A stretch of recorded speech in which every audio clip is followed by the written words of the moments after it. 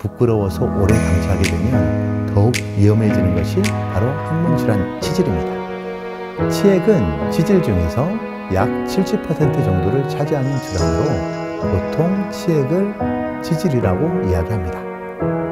치질은 누구에게나 걸릴 수 있는 항문질환입니다.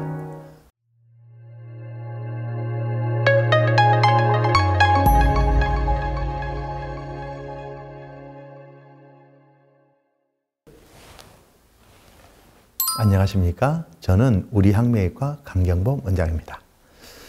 일상생활을 하다 보면 누구나 질병에 노출될 수 있는데요. 혹시 쉽게 말하기 어려운 부위의 통증을 느껴본 적이 있으신가요?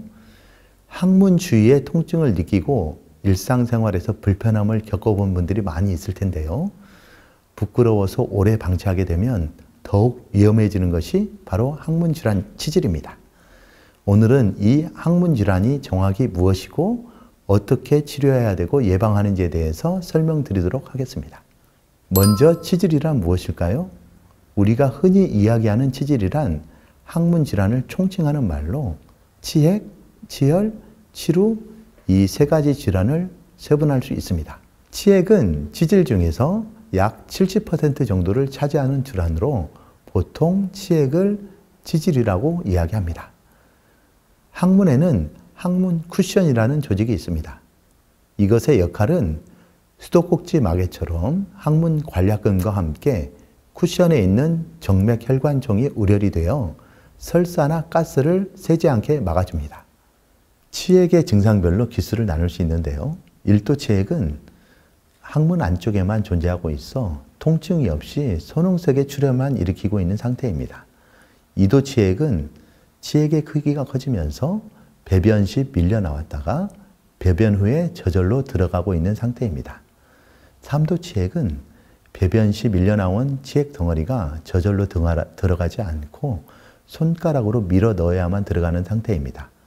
2도 치액이 오래되다 보면 치액 덩어리를 걸어주고 있는 탄력인대가 손상되어 저절로 들어가지 않게 되는 것이죠.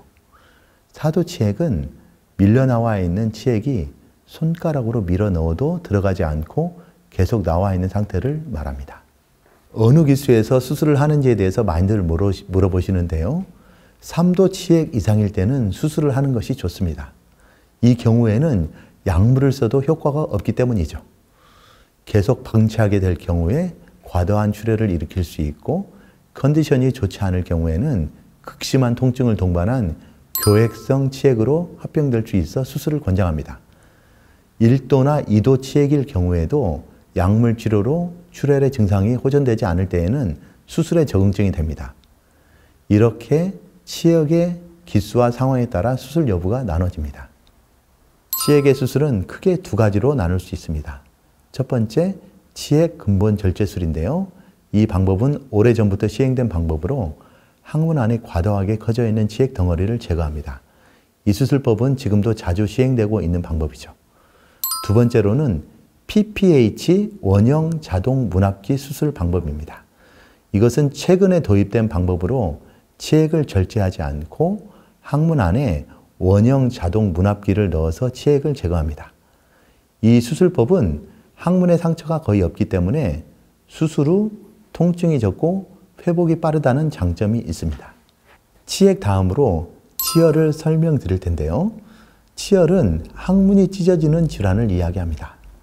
배변 시 극심한 통증과 함께 항문 출혈을 일으킬 수 있습니다. 이것의 근본적인 이유는 항문 안에 있는 뇌관략근의 긴장도가 높아져 있기 때문입니다.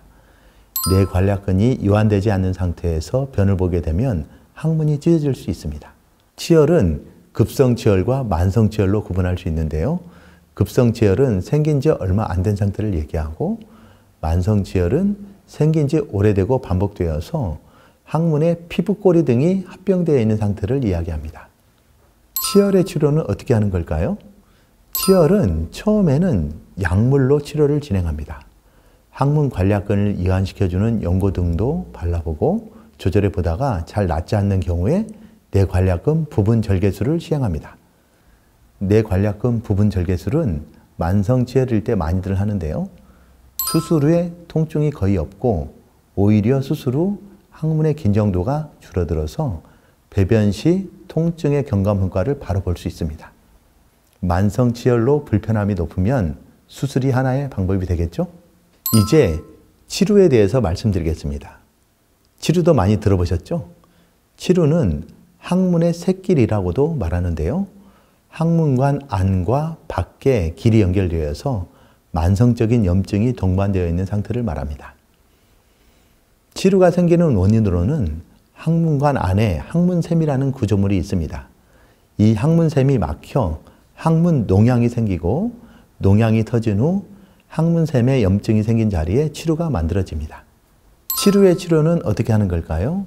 치루는 단순 치루, 복잡 치루로 나눌 수 있는데요.